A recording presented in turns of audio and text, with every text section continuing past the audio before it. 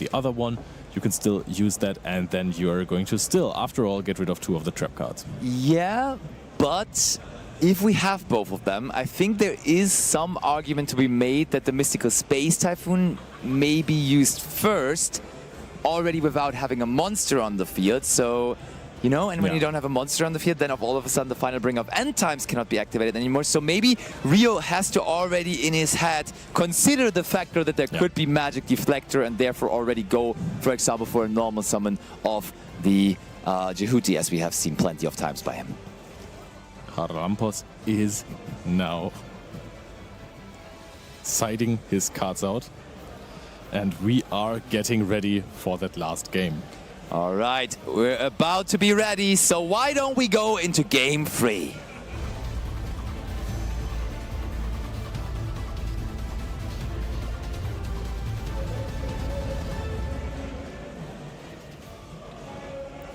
Here we are, both players smiling, understandably so, with them already making the huge accomplishment of reaching top 8 here, and that also comes, of course, with some good pricing. They already have secured, even if they lose here, a complete set of Blazing Dominion, excluding the Starlight Rares.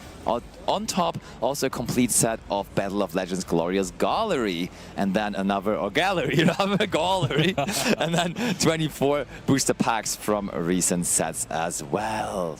So let's see, are we going to have a set 4? Are we going to play with some engine? What's it going to be? That is a Ariane, and Ariane is a pretty nice start. Okay, we took it back and then we summoned it again. So I think what we just did is clarify that we are actually going to main phase. No, I think we're still dancing. I think that is still the aftermath of the Darklord dance that was activated in the last game. So it's like you got to do it in like a fancy way. You're bouncing the cards without having Big Welcome activated. However, Big Welcome would be pretty nice. We're not using it. Wow. We're not using the Ariane. We're just sending it with Ariane. Okay. Oh, what's the upside of that? Yeah, you can send from the field. I'm just wondering I mean, it doesn't matter really, but we are just sending the Big Welcome Labrynth from the field here instead of just sending it from the hand straight away. But Ariane is resolving. We know in Genesys the hand interaction is not very strongly represented, so that will oftentimes resolve. But now Charalampos is thinking himself, what am I even going to bring out with this? Yeah, and I think it's most of the time just Ariana. Yeah. Gotta be. Because, and now bear with me, you can overlay them for a Ring 4 Exceeds. What could that be? That would be... Exciting Night. Yeah, that was actually my last Labrynth deck, the card that I got out, because then you bridge into the Fiendsmith engine. I do not think that is going to be possible. Well, will be hard. There also is the... Backjack. Oh, you can do that? That's crazy. I did not know that was possible. You can special summon level 4 lower Fiend monster from your deck in defense position. That is absolutely possible. Oh, and we are very strong. Wow, we're using the Big Welcome. We can't bounce anything from our opponent's side. That's crazy. Triggering the Ariane with that as well to special summon a Fiend monster. From hand. Or set a spell trap. And draw a card, but I think that we have the Ariana in hand already, so we just added ourselves a free Absolute King Backjack. That was so sick. What a crazy loop that was from Charalampos. He took his time to find that move, but actually insanely well executed, because now we can just search for either the Chandelier or the Stovey Torby to then discard that Backjack. What a play from Charalampos here in top 8. He is ready to take it all down, and he's ready to be the first one to finally beat Rio here in this tournament. I didn't know that Labrynth was a combo deck, because this was really sick. You're setting up these immediate interactions. Also with the Stovey Torby, more resources. You are going straight for the Welcome Labrynth. We have another Big Welcome in hand. Another option would have, of course, been the good old Labrynth. Maybe playing around the Herald of Greenlight. Maybe. He's the absolute king, Backjack, and he will be able to look at the top 3 cards. Oh, one more? And Charalampos carefully is going to put them back in the same order that they were in. Interesting. Okay, if someone likes his top decks, that's fine. Good enough. More and more cards. Oh, only 2. I think the entire hand was very much red, but you're keeping 1 card in hand. What does that mean? Maybe it is transaction rollback, and transaction rollback really is not a trap card that you want to set, but rather want to discard when the Stovey comes back. That would be an explanation. I think versus specifically the Darklord deck, there is a good argument to be made to actually they have do trap so, cards. because Yeah, you're they right. have some nice removal in their trap cards, and sometimes they just get sent to the graveyard so that Evening Star can copy it. But we're starting off with the Searcher for the Darklord deck, the Banishment. Getting an Yugioh. Darklords and Yugioh. It's always Yugioh, isn't it? Like Yugioh left, Yugioh right, drawing 2 cards has been always the most powerful thing to do in Yu-Gi-Oh! Pot of Greed says hello, but in new ways here in the Darklord deck. I mean, Yugioh is also super old. I think the card is from 2017. Ooh, let me fact check that, Leo. Let me fact check that. Because I remembered playing versus the deck when I played Paleozoics at a tournament. Yeah. So Darklord Yggdrasil was first introduced in 2016, actually. Oh, even older. Pretty close, yeah. Pretty close, though. Good call. All right, we do get the Gogolet into the graveyard. And looks like we are aiming for Darklord Dance. Yep, still dancing time. But what does Charalampos have? Because he has had struggle interrupting his opponent in the first game. Honestly, it looked like Rio was going to push through it. But this time around, I think he has a lot more non-engine. That's really what you're aiming for. Yeah, it is. Definitely. And what will... Oh, we're preemptively activating the Welcome Labrynth here. That, in my opinion, can only mean that we're trying to get the lovely Labrynth already onto the field. Yeah. And we probably also have then the big Welcome Labrynth setup. And the top card that we were ready to keep, and absolutely understandably so, is the Ice Dragon's Prison, which now can be set and most importantly also be used this turn. Ice Dragon's Prison is so incredibly good versus decks that have the same typing. So you can choose a card from their graveyard, a monster card, special summon it to your side, and then if your opponent has a card of the same type on that their field, you can banish both of them. So if your opponent wants to use cards from the graveyard, target cards in the graveyard, or has resources in the graveyard, you can steal those resources, banish them, and also take monsters from the field. It's insane. It has been one of the craziest Labrynth cards back in the day, and it still is to this day, at least in the Genesys format. Okay, we're going to get that Arias into the hand now as well with the big Welcome Labrynth. And we're taking a step here. Chainlink 1, 2, 3, 4. Wow. That's where you know that Labrynth is having a good time. Drawing another card with the Ariane. Oh, I think we're cutting the deck one more time. It has not... we just resolved that we just cut that deck. That is fine.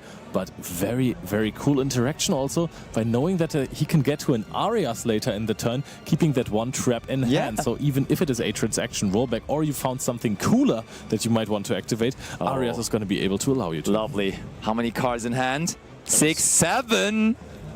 So we are getting the Gogolet out of the hand, which is not necessarily the one we are trying to aim at, because I saw there's, for example, the final Bringer of End Times in his hand, which could be used against that just discussed Ice Dragon's Prison.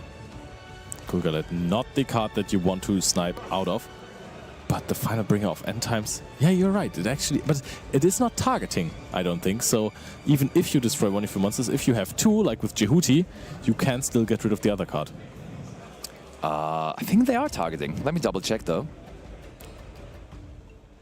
Let's see. You can banish one monster from both players' fields. Oh, you mean the Ice Dragon's Prison? Oh, yeah, you're right. But the I was thinking rather of the final Bringer of End Times, because that does target. Would be targeting a monster you control or a card your opponent controls. So you can like, yeah, you can still get some value out of the Ice Dragon's Prison. I see what you mean, yeah. As long as we do have 2 monsters on the field. And we do have that now. So there's a little gift now from Rio, because he is summoning that Darklord over to his opponent's side, giving him over that Darklord Nastin. It is also crazy that he has found a Daruma Karma Cannon in the process of this turn. So Arias is going to have huge impact, unless the other card that was set before, that is set in the middle spell and trap zone, is also a Daruma Karma Cannon. That's true. We keep just resorting to this Minerva. And I mean, wait. You cannot use Ice Dragon's Prison now since the gift. Oh, why is that? Oh, Because you there's can't no special summon a zones. monster for your zone. You're right. That gift looked weird in the first place. But actually, there is no free zones. But there still is the Stovey on the field able to possibly clear one zone. Oh. You can always use the Stovey as chain link. It reminds me a little bit of Sky Striker Ace Ray when you have your main monsters. Totally. It's basically the same, just without link monsters. you tribute it away and then you can play all of your cool cards. Of course, Stovey for the people wondering, is not only able to use its effect in the hand, but also while on the field. Oh, does Charalampos see that though? Oh yeah, he does, of course. Pretty sure. He is in the top 8 of this Genesys Championship. He's one of the 8 finest Genesys players of all of Europe, so obviously he will see that line. But, I say Daruma Karma Cannon, but that is a lot of monsters. And we're chaining the Stovey, understandably so, of course. That does make sense, but I think Daruma Karma Cannon is not even once per turn, right? Nope, it's not. Absolutely isn't. So the other one from hand can be so incredibly strong later on. I think even though Rio has so many cards in hand, the pushes of the deck are somewhat limited. So if you have to play through a Ice Dragon's Prison plus a Daruma Karma Cannon, if Charalampos takes his time with the interruptions, he's going to be able to stop his opponent. I cannot see a way in which you win through this field. Are we still chaining? Oh yeah. We're also immediately activating the effect of Arias here. And I like that because getting the Arias into the graveyard as quickly as possible, of course, also possibly enables us later on to use the graveyard effect of it to bring it back onto the field. But let's not do that very early because we want to make sure that our Ice Dragon's Prison can resolve before that. I felt like the Arias was a discard for Stovey. Just happened very, very late. Because it would have resolved as the first thing, right? Because it would be the last piece on the chain link. So I think we might have another Arias in hand. Maybe we do. Final bringer of end times now. And this is where the Ice Dragon's Prison is not getting any value at all because there is no other face-up monsters on the field anymore. And therefore, yes, we're getting to special summon. Congratulations, that's an X-Shield for free for Charalampos, but we can't banish anything with it. That is huge. So Rio, with this final bring of end times, getting tremendous value out of this. Even though you can chain almost all of these good trap cards, sometimes that is just not enough. Because right now, this doesn't really do a lot. It just takes away one of the resources from your graveyard. I'm wondering, didn't Minerva also have like an effect when being destroyed or something? Yeah, if this card is in its owner's possession, is destroyed by an opponent's card effect. So we gave that up on our own here, so that won't trigger. Oh, wait a second. Rio also has a Ghost Bell and Haunted Mansion in hand. That would have been another way to play around the Ice Dragon's Prison. True, but we didn't care now. Yep, we go for the Darklord dance. Let's get that party started. Oh, we can also fuse the X-Shell. Of course.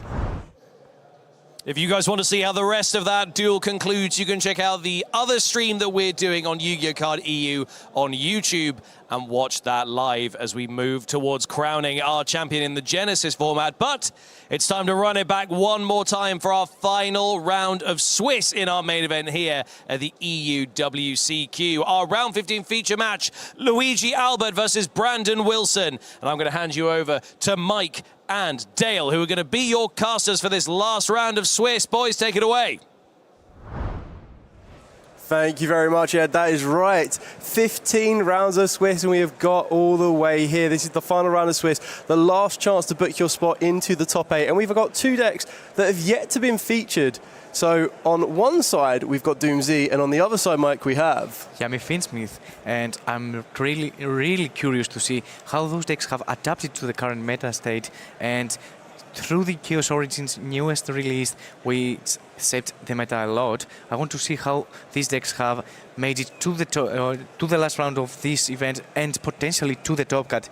But I think what's the better way from our own players to showcase us how this deck can work. So let's go straight back to the game.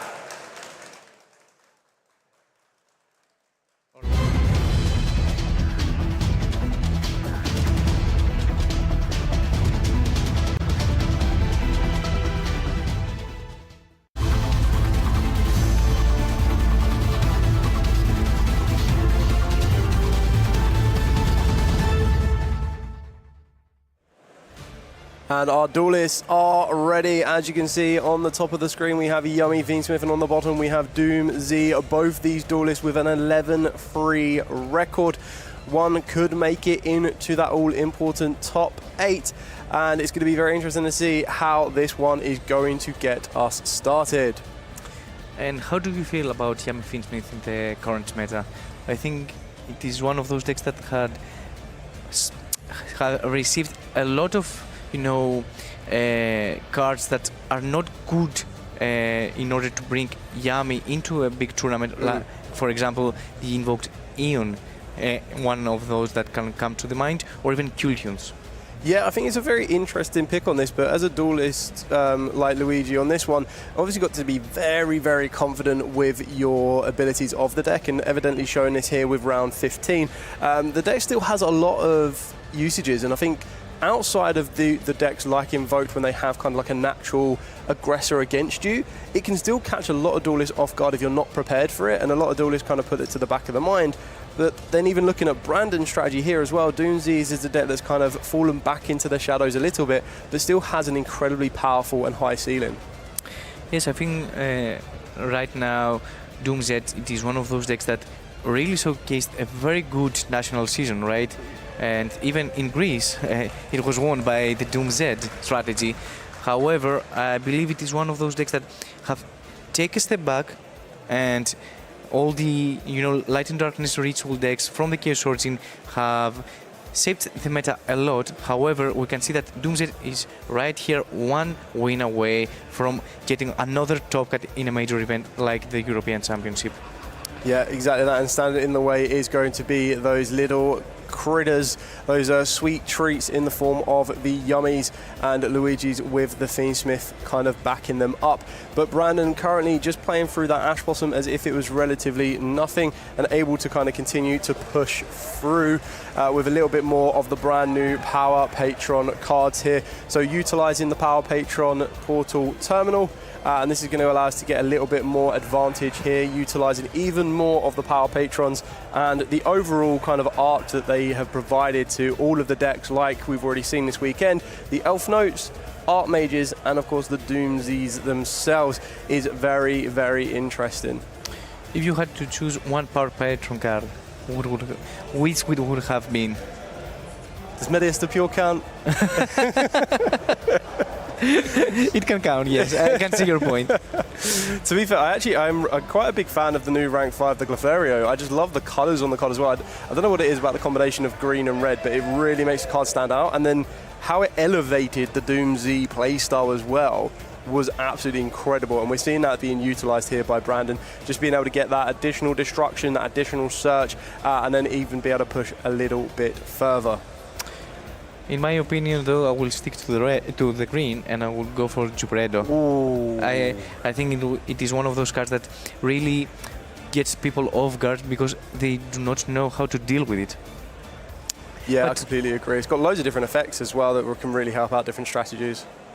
And right now we can see that Brandon will use one of those quite popular strategies in order to access these brigands and go for the Guardian Champion Sargas and find eventually access to the Therion King Regulus, one of those hard negates that we have not quite seen in the current meta state, and it provides so much. Yeah, I really do like how the Therions in general was just a very, very fun deck to play, and it got utilised in loads of different ways, and Regulus has been one of the versions of the deck, or the Therion cards themselves, that has really kind of kept its position as just this incredibly useful card for a lot of strategies. When you try to take into account how good the Spriggan's Champion Sargas is as well, this just gives you direct access for any Xyz focused deck that can utilize machines as well. And like you said, it gives you another layer of protection. When you're backing it up with the Drashria as well, it can be very, very effective against your opponent. Do you believe that Brandon had a view on Luigi's strategy and he knew that he's playing against the Yummy Fiendsmith, for example? Because in most scenarios, we will see Doomz to prioritize Doomz Distraction, for example. One of those key cards that Doomz have been quite popular during the national season, as we just mentioned. However, it is not quite the option against Yummy. Yeah, I completely agree on that one. It's interesting to see late on. Usually, if this was round one, you might not consider Yummy Fiendsmith as a direct opponent. But like you said, during the latest stage of the tournament, you're probably going to be sitting next to players around like this. Definitely quite noticeable with the sleeves that we have on the deck as well. We're going to be revealing that Yummy Marshmallow in the hand, entering the field of play. And this is where we might see a response from Brandon to probably try and keep his opponent off of a Yummy monster, possibly trying to work our way into the rank 8 for the Doomsies themselves, being the Drastrius, and trying to absorb a little bit later on as well. This is one of those effects that really helps you deal with the Yummy strategy, because or even Crown. It is one of those cards that we have not talked a lot about it during this weekend. We talk about the Harmonia, we talk about the Fallen and the Virtues, but Crown has showcased such a big impact to the current meta scene. Yeah, it's definitely putting a lot of work here. The Forbidden Crown, just having all those multiple effects can really control your opponent's kind of field state. And Brandon here has gone very, very fast through his plays. But yeah, again, Luigi just hasn't stopped. This is where the Fiendsmith started to come into play, because even though the Yummy factor has been kind of limited and kind of shut down a bit more, we're now going to be playing through. Is there any more that Luigi can do after getting rid of the Fear of King Regulus? And it looks like there's going to be a Cookie. But we are going to deal directly with Cookie, as you have already mentioned, exactly like you predicted, with one of those big Xyz monsters of Doomsday, Drastrius. And we're going to activate the effect, and things looking very good from Brandon, I believe. Yeah, I think Luigi's definitely seen enough there on that one. Understandably so. I think it's been very, very powerful. A great start from there from Brandon, straight out of the blocks. Tried to play through with the Ash Blossom as well, got past that one, and ultimately it just kind of sat up right for Brandon, backed up with the Forbidden Crown. Yeah, it does still show the power of the Yummies and the Fiendsmiths as well, because they were able to go through a couple of interactions. They're just a bit more premium on Brandon's side. And how would you approach going second right now against the Yummy Fiendsmith? What will be your strategy? Because Doomsday had a very good going first strategy. However, going second, you really depend, for example, cards like Tupredo, as we just mentioned before. Yeah, I feel that you might want to consider some of the cards in the side deck. It looks like a lot of duelists are on a kind of combination with Kaijus and the Santa Claus sometimes, as previously mentioned, with the Light and Darkness deck. That's one of the more premium tribute one of your opponent's monster effects that could possibly be coming in, because once you try and take away what could either be a High Wave King Caesar or the fusion monster for the Fiendsmiths, they are kind of very effective monsters to try and stop you building a field. So we might consider cards like that to get rid of them without response from our opponent.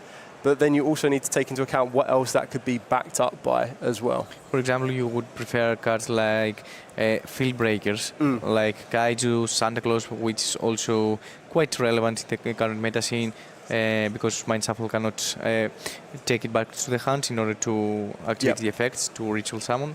And another case, I believe it would be definitely Purulias, which had showcased such a huge impact during the weekend. And I believe that we are currently having Purulias in the main deck or not? So yeah, Brandon doesn't actually play Purulias on this one. Any Purulia at all? No Purulia at all from this one. It looks like we do have some Field Breakers, as you mentioned though, Lightning Storm and Harpy's Feather Duster, but both of those are currently only one-offs in the side deck. But I think that our players might be ready, or no, they're still siding. Brandon's still going for it on this one. So let's flip it over to Luigi then. So if you're Luigi, you now know exactly you're up against the Doomsday strategy. What type of cards do you want to be putting in? Are we going to be doing a very... One of the most simplistic things with the side decking right now is if you're going first, you take out your more Charmies, whichever ones you are playing, and then usually we're seeing them being swapped out for cards like Judgment, Solemn Accusation, more cards that can solidify against Field Breakers themselves. Exactly, and my strategy for building a field, it would be not to prioritize cards that had a big impact, for example, like Caesar or something that can be Kaiju. Instead, I would acknowledge that Doomsday probably would run those Lava Golems, not Lava Golem, those Santa Claus, those Kaijus, and I would prioritize to have a field from Yummies in order to have a lot of resources to deal with any card. But I think we are ready and we are going back to the game.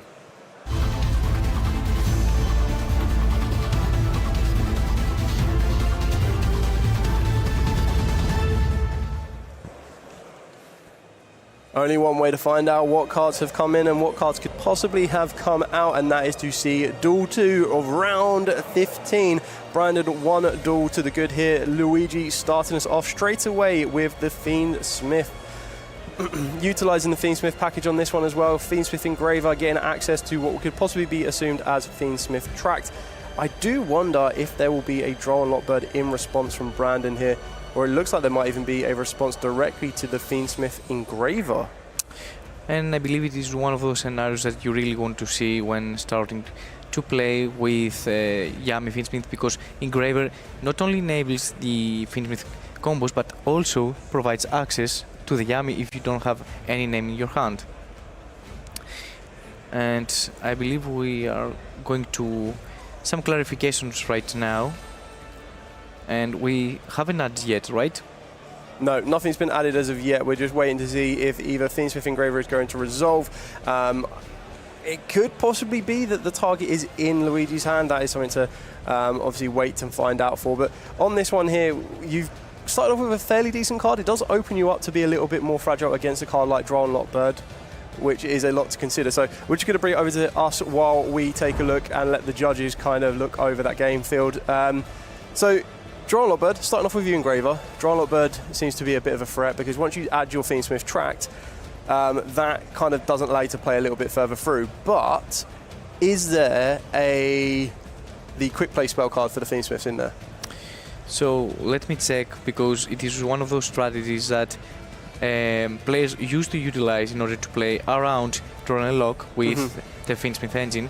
However, I don't see it here, and I believe it was the right call also for this event, since it provides one less body, which is quite important, especially in the Yami Fiendsmith.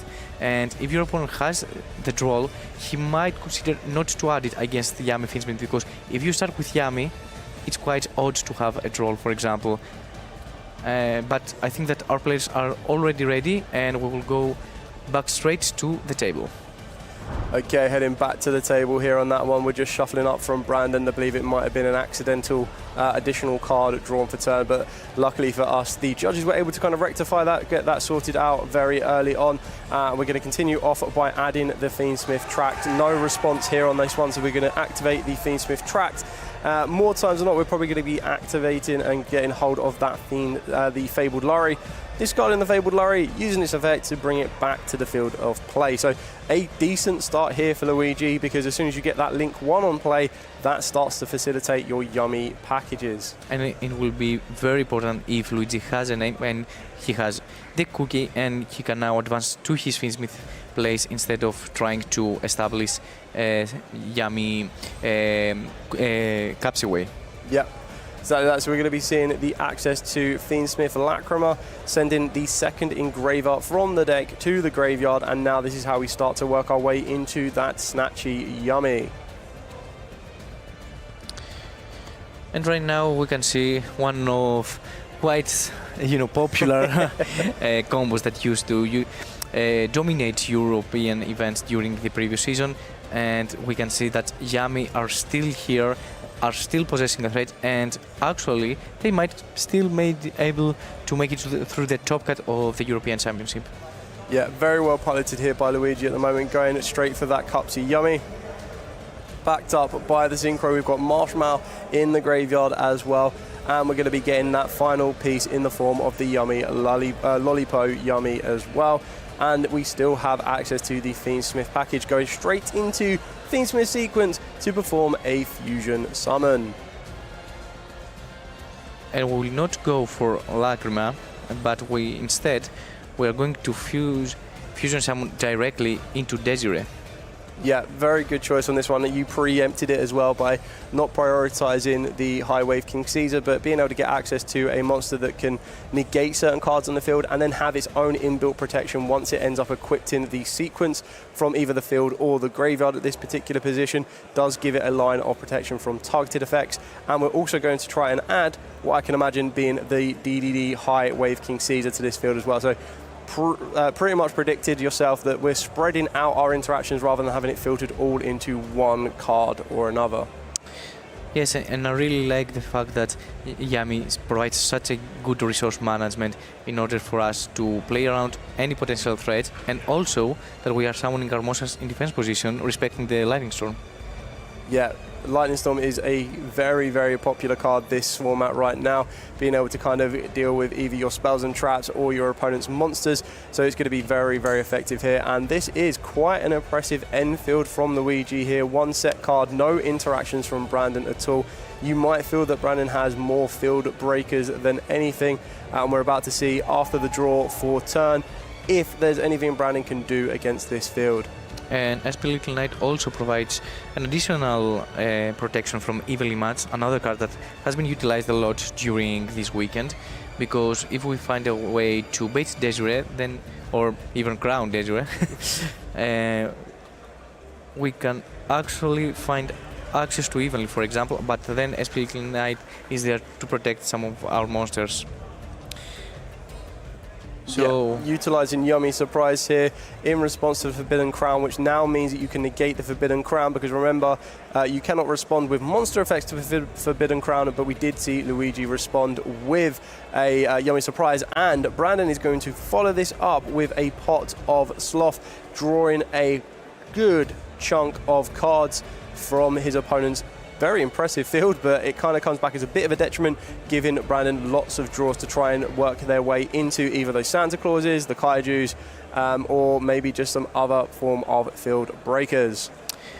I really love Pot of Sloth. It is one of those side deck cards that have entered the meta scene, and whenever I see it resolve, the players have so much skill expression, meaning that they need to understand which cards are very useful at that scenario and find a way to, you know, trying to play in any field. And I have seen some players also play Pot of Sloth in the main deck also, which is quite interesting, and I think that it makes perfect choice. Yeah, it does give your opponent a big dilemma to kind of deal with, because getting as much advantage as you can do, being able to re-sculpt your hand, can be very, very important when you're facing down a field like this, and that's exactly what Brandon's done here, been able to kind of reset the hand and get some additional cards as well, and it's going to be backed up by a Droll and Lockbird from Luigi. Quite effective here, and there is the Santa Claus trading off for that DDD High Wave King Caesar. So we talk about that Doomset may prioritize to play cards, for example Santa Claus or Kaijus, to deal with the current meta scene, and this is why I hoped that Luigi would go for a Yam-based field in order to have a lot of resources, and even if Santa Claus and Kaijus are there, he can play through it. Yeah, Brandon's going to be following this up with a Doom Z change on this one. Very, very effective card. One of the more recent cards for the Doom Z strategy. This is going to allow us to destroy a Doom Z card in the hand, deck, or face-up field. And then it will allow you, if this card is destroyed by card effect, you can also add, but we are under Droll and Lockbird. The other is you want to trigger off your Doom Z monster effects that trigger when they're destroyed. And we're going to be able to utilize that with the Doom Z 7.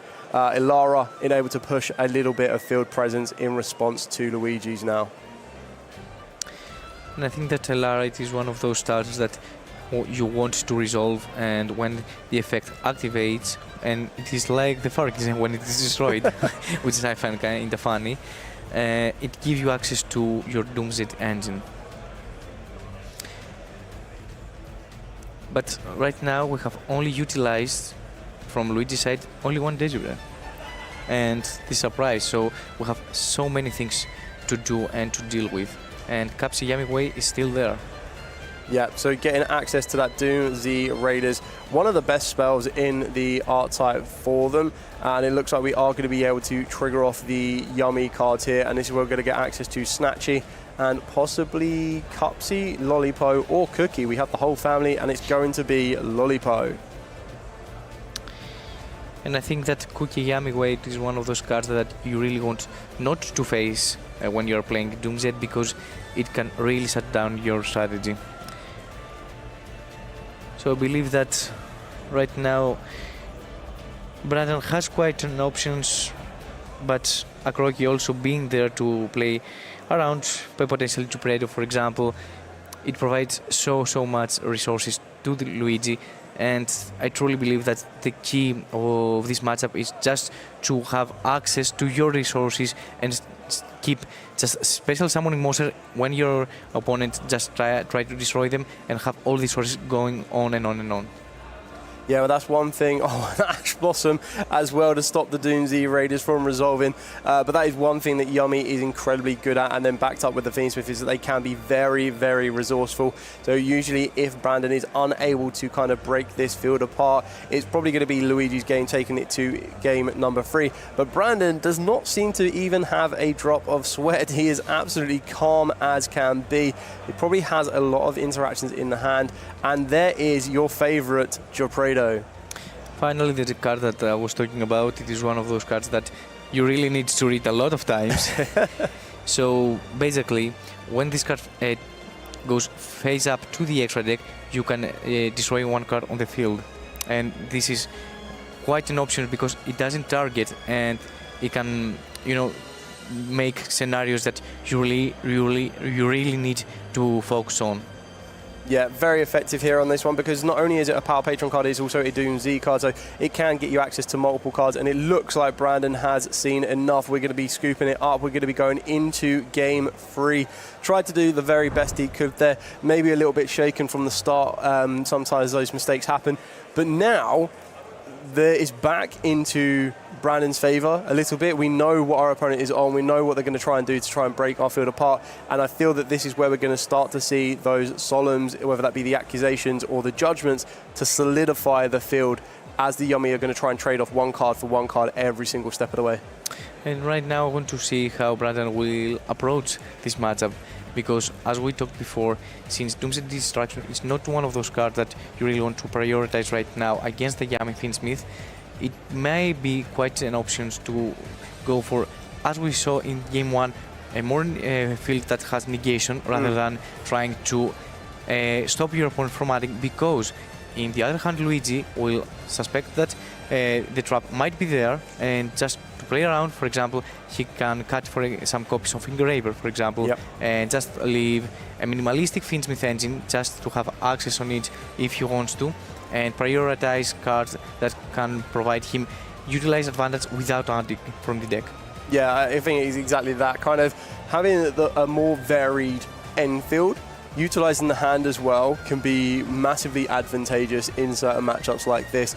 So if you are on Luigi's side, what cards could we possibly be considering to bring in here? Do we still favour the field breaker approach, or do we feel that we need to do the exact same as Brandon did there and consider cards like Kaijus and Santa Claus? I believe it is the meta state right now that if you're playing Kaijus, you definitely want to bring it against Doomset strategy, because all those equips will be on a certain axis, so you can play around it. And in the other hand, I'm really not, favorable at all in order to let Doomset make the combo, and I would prefer just to stop it right away with hand wraps.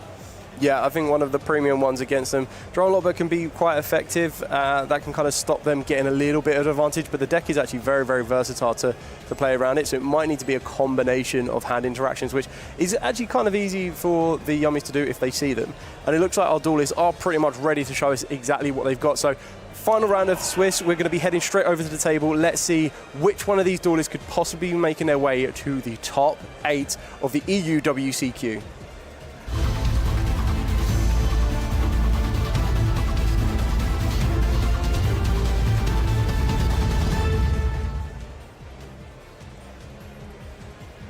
Okay, so I would be very surprised if Brandon is not the one to start us off here. It does look like there is, some very interesting cards in Luigi's hand here. Very much spell focused, but that is something Brandon to worry about a little bit later on. And we're going to start off with Doom Z Change. It doesn't seem to be any type of interaction from Luigi right now. Very few can actually interact with Doom Z Change. And we're going to be sending the Alara, and as we saw previously, Alara will then try and get us access to another one of our Doom Z cards, mainly going to be that Doom Z Raiders. So the main focus right now for Brandon would be to find access to Adrastea, the Quake spell that provides so much to the Doomset strategy. However, I believe that Luigi may have some hand trap also compared to this full hand of spell cards. Yep, so the Doom Z's very own Power Patron is the Power Patron Doom Z. Quite a good one for the strategy on this one, as it does give you the ability to kind of utilize your own cards to help you move yourself into the XZ strategy a little bit more. And it looks like Luigi is considering a possible interaction here later on, depending on how familiar we are with the Doom Z strategy. I think that it is a correct spot right here to activate the Veiler. However, we had to play around with the effect of Drastia. Yeah, done very well here, because we do get the destruction effect of the Power Patron Doom Z. That if it is destroyed, you get to add any Doom Z card from the deck to the hand, which is very, very effective here. We do have the Drastria a little bit earlier than we probably like. We might want to have liked a bit of insulation, trying to get ourselves into that Therion King Regulus that we saw in game number 1. We are not going to try and use the Drastria, and it instantly met with an effect Veiler, but I think we're just confirming that it going to be chained or couldn't be used? No, due to the spell, it cannot be targeted. Perfect. Going straight into the Glyphero. Such a good card, and this is how we're able to start off with. Probably not the most ideal start with your Doom Z change, because you kind of want to have your Alara as your normal summon, you want to have access to the Amalith as well, but this is still a very, very good way to get there. So this is why Veiler is quite odd against Doom Z, because they have the target protection, and if you have Veiler, you need to utilize it quite early in the turn. Because if they find access to their spell, it's quite difficult for you to find a good spot to activate Effect Veiler. Yeah, I suppose this does make it very interesting, because Brandon now knows that there is an Effect Veiler to possibly try and play around. So maybe if we do want to try and go for the Merrymaker into the Sagas to then work our way into the Therion King Regulus, at some point that bridge, maybe at the Saga stage, will get stopped. So there's a little bit to consider here. But we are going to use the Power Patron Field Spell. Just get Luigi having a good old read of this one. So this can actually facilitate a lot of access to some of the Power Patron cards, but also the very important Gepredo as well, in order to give as much advantage as possible to Brandon as we try to build here. And I want to see how he's going to, make his fields in order to play around firstly the Effect Veiler that he already knows, and any potential threat from Luigi's hand, because community right now, I think it has come to the mind that you don't only utilize Field Breakers, you don't only utilize 100, but you kind of play a mix of those two. Yeah. And I think we're just revealing the Effect Veiler here to confirm that that is now going to be used. There's probably a nice weight of a Brand's mind, I guess, that it has been used now, because now we have the ability to make the rank 4, work our way into Sagas if we wish to, without a bit of response here from Luigi. And we do already have the machine in the graveyard being the Power Patron Doom Z as well. Yes, this is what was not very... This is why I was not a very fan of Veiler against Doom Z, because in reality you don't find a good spot to utilize it, because when you are able to activate the Effect Veiler, it's quite late. Yeah. And we will go for Dugares. Dugares the Timeless. Are we going to use the effect to draw? Yeah, I think it's quite important for Brandon now to remember that we will have to skip our next draw phase. Something quite important for Duelists to remember on that one, that there are drawbacks to Dugares depending on which effect you choose to use. But we still have ways to push a little bit further forward. We have used our normal summon for the Power Patron Doom Z as well. So we're going to see exactly what we can do with Luigi and continue to push further forward, using that Gepredo in the scale now. And we will activate the effect, since it is phase up on the extra deck, to add a Power Patron card. And this is what I really like about Gepredo. It is not only that it provides consistency, but also it provides going second strategy, and it feels like it has everything that a card is designed to do for a deck in any case. Yeah, exactly that, and the fact that we're also able to possibly get access to a Varudras if we wanted to does give you another alternative to the Fearonkin Regulus, but could also give you an addition to that Fearonkin Regulus. As mentioned, trying to get multiple forms of interaction is always going to be a lot more beneficial in a format where you do have cards like the Lava Golems, the Rasphere Modes, the Santa Clauses, and the Kaijus running around. And we do see a rank 10 here, and it is going to be the Varudras, providing us with a very powerful Omni negation here to deal with one of the cards that Luigi could possibly use, and that is all. Ooh, interesting. There is a couple of combinations in cards in Luigi's hand, and we're starting off with a Dark Ruler No More, trading that 1-for-1 with the Varudras, followed up by a Fiend Smith Tract. So, comparing, I was still thinking about Tract, if it was correct to keep it in the deck despite the fear of Doomsday Destruction. However, if we are siding cards, for example, Darklord No More, which is one of those cards that was utilized for Varudras to be negated, I think it makes perfect sense. Yeah, I think Luigi's done very well here. So it does mean that Brandon will survive a turn, depending on how much resource we have to come back with. As you could probably imagine, Luigi is going to be able to pick this field apart piece by piece. So a very, very good start there from Luigi. We're just kind of confirming if there is a graveyard effect of the Varudras to make sure that we don't misstep in any way. And right now we'll activate the effect of Engraver to be special summon from the graveyard. We will activate the effect of Requiem to be equipped and activate the effect of Engraver to destroy the Varudras eventually. And what is also important is that yes, under No More we cannot deal damage in order for us to win in this turn. However, Brandon has activated Dugares, so he doesn't have another draw phase. And now we will access Camellia and Camellia to one of my favorites, Kagari, in order to activate Sky Striker foreign drones, and finally found our own way into the Capsi engine. Yeah, very, very well done there from Luigi. No interaction from Brandon at all possibly means that there are no cards in Brandon's hands, or if there are, they are of no use to Brandon to try and disrupt or stop Luigi building this field here. So we're going to be going with the Cupsy Yummy on this one as well, backed up by a Yummy Surprise, and this is where the Yummies are really going to start to show what they can still do. And how the Fiendsmiths can very much elevate them as well in consistency and just overall effectiveness. I mean, at this scenario you just only need to clear the field that you have already done and just try to establish a field in order for Brandon not to be able to advance his plays with any cards that are left in his hand.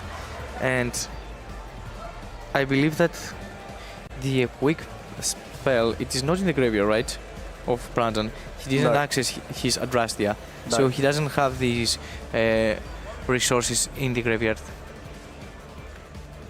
No, unfortunately not for Brandon on this one, and we do just see Luigi playing with pace and confidence here, working our way into the sequence. Sequence is probably then going to follow up, and we'll see a repeat of what we saw in duel number 1 to make sure that we can solidify what we need in order to stop any possible threats that may still be coming their way. And we're going to go into Lacrima. Lacrima will ultimately end up bringing back the Fiendsmith Engraver, and we're probably going to see both of those be overlaid into a DDD High Wave King Caesar, giving us another line of resistance against anything Brandon might be able to recreate. And in comparison to game 2, that Luigi went first and was afraid of cards like Lightning Storm, right now we can see that he summoned the monsters in attack positions since obviously Brandon would not have put any of Lightning Storm going first. Yeah, so continuing to go that little bit further, here is the SP Litanite. We're going to get rid of that Doom Z Raiders. Very, very powerful card you do not want to be leaving on the field. We're going to use our High Wave King Caesar to deal with that Dugares, the Timeless, and that should be enough. One set from Luigi, no draw from Brandon here. Let's remember not to draw, and we're going to go from there. He can remembers Timeless correctly. Is there enough in Brandon's hand to fight back against the field that Luigi has presented? I liked how Luigi worked step by step to destroy Brandon's field and try to take piece by piece. And right now I think that Brandon is in a very quiet spot because he has access to his Doomset engine, however, who have so many resources and so many things to do in order to deal with it. And for example, High King Caesar can deal directly right now with the field spell. So I just think they're confirming the interaction on this one. So with the Null Power Patron Realm Vidara, just confirming if that can be activated or if High Wave King can you deal cannot with this. activate it because it says when a spell trap or monster effect is activated and it was already on the field, it is a spell effect. It is not a spell card activation. Correct, yeah. So they're just confirming that that is going to be able to resolve. So if we do get to resolve this one, you're going to reveal a Power Patron monster in your extra deck, which we currently have one face up. And then you banish face down a card from the hand, to then add to your hand or special summon a monster from the deck that mentions that revealed monster's name.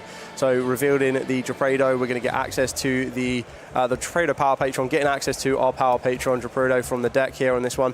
Just confirming if there's any form of interaction here from Luigi. We don't have as many yummy monsters in our graveyard to bring back as of yet. And they're just trying to confirm the understanding on that one as to whether or not, just confirming that the High Wave King Caesar cannot react. And I hope that there's no issue of another previous warning about Luigi and it can extend to a potential game loss. Yeah, I think the judges will do everything they can to maintain the current game state, which will be ideal for everyone involved here. I think they're both in agreement, or all three are in agreement here, and they're able to kind of continue on. So just waiting for Brandon to there confirm that the null is being utilised here. We're going to be able to banish face down one card from our hand. We're going to get access to, I believe, the third Gepredo now, because two were used for the Varudras in the previous turn. And then we've already shown how powerful the Gepredo is. It can kind of work its way into the access of any Doom Z card you want, and that's going to get responded straight away with the Cupsy Yummy Way.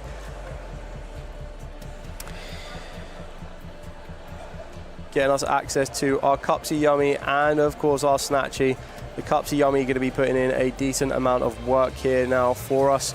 So getting the ability to draw a card as well can be very, very important. And we're going to get access to the Yummy Surprise, returning the Gepredo, and that is the fist bump from Brandon there. Very well done from Luigi, taking a Yummy Fiendsmith strategy all the way to 15 rounds of Swiss, and now what he needs to do is wait to see if he's made it into the top cup. Yeah, it only depends right now to luck and to tiebreakers, but I believe he has very good chances in order for him to manage to make it to the top 8 of this European Championship and probably contest for one of those tickets to the World Championship and even the trophy. So, what do you believe about Yummy?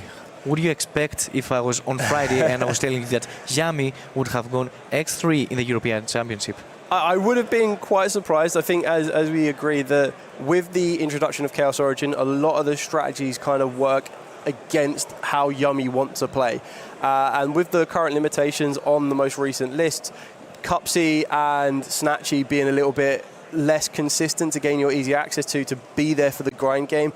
Once you do get cards like your Magician of Black Chaos, or of course your Blackluster Soldier, banishing those cards, or even just Black Chaos itself of banishing them as well, it can be very, very hard to kind of come back from there.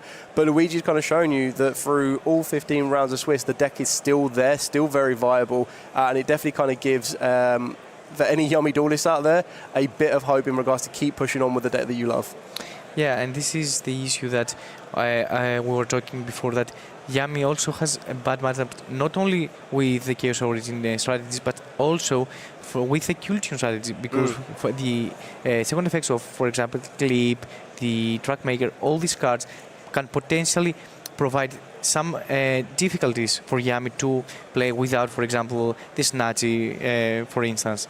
And I believe it is one of those scenarios that it is truly believable that when you find a strategy that you truly believe and you know that it is good and you know how to play it, you can bring it to the European Championship, and obviously, as Luigi just did, find it all the way through the Swiss 15th round of Swiss to an X3 record. Yeah, exactly there. And congratulations to Brandon. It's kind of the journey to the top 8 is over, but it's still a massive, massive achievement. A 15 round of Swiss at the European event. Like, this is the pinnacle of the European area, and then we work our way onto Worlds. So very well done to them. But congratulations to Luigi. Once we are ready to go, we're going to send it over to them and get all of the thoughts from Luigi very, very shortly. But any kind of final thoughts on this one?